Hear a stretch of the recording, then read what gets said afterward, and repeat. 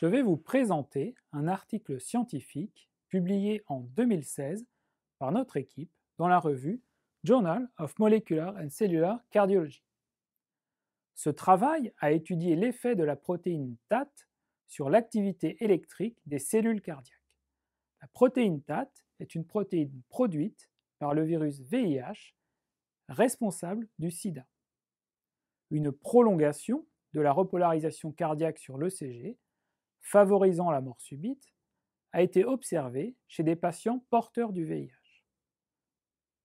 L'hypothèse de ce travail était que TAT est responsable de cet allongement de la repolarisation cardiaque.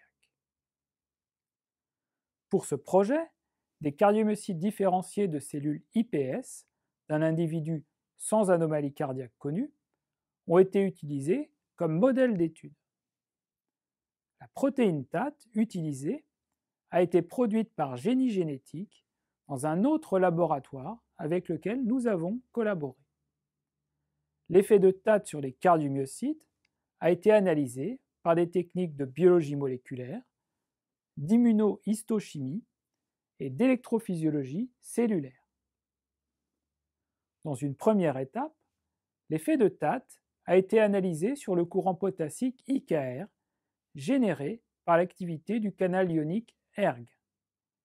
IKR est un courant potassique important pour la partie ultime de la repolarisation cardiaque. ERG était étudié car des études antérieures dans d'autres modèles cellulaires avaient suggéré une interaction possible entre TAT et ERG.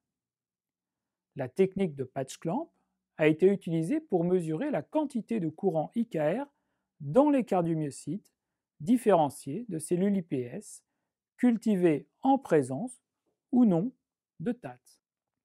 Les résultats sont présentés dans la figure 4b.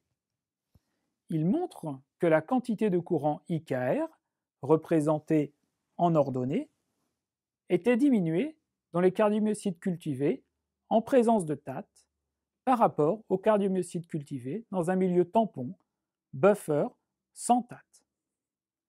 Ces données indiquaient que TAT agit en diminuant le courant IKR. Néanmoins, ce résultat ne permettait pas de préjuger du mécanisme d'action de TAT, ni de l'effet sur l'activité électrique globale des cardiomyocytes. Pour répondre à ces questions, d'autres expériences ont été réalisées. La première hypothèse testée était celle de la diminution des quantités de ERG en présence de TAT. Avec la technique de RT-PCR quantitative et la technique du Western blot, les résultats présentés dans la figure 4 indiquent que la présence de TAT ne modifiait pas la quantité d'ARN messager de ERG ni la quantité de protéines ERG matures dans les cardiomyocytes. En utilisant des techniques d'immunohistochimie, des comarquages de TAT en rouge et de la protéine ERG en vert ont été réalisés. Ils sont présentés dans la figure 5b. Il existait une colocalisation apparaissant en jaune due à l'addition du vert et du rouge de ces deux protéines à la membrane des cardiomyocytes. Il existait donc un faisceau d'arguments orientant vers un mécanisme d'interaction entre TAT et ERG dans la membrane des cardiomyocytes, sans que l'on puisse affirmer à ce stade si cette interaction est directe entre les deux protéines. L'effet de TAT sur d'autres courants électriques cardiaques a été étudié, toujours par patch clamp. Ainsi, TAT ne modifiait pas le courant calcique IKL, comme présenté dans la figure 6.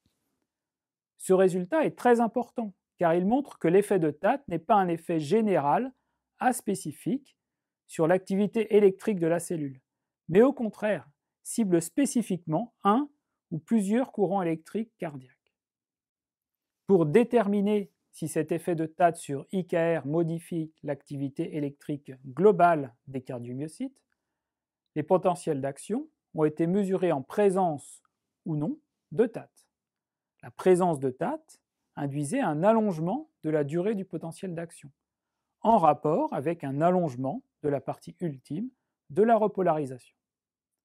Ce résultat indique d'une part que TAT a bien un effet sur l'activité électrique globale de la cellule et que cet allongement est concordant avec un effet lié à IKR, car il concerne la fin du potentiel d'action, c'est-à-dire le moment où le courant IKR participe le plus fortement à la génération du potentiel d'action.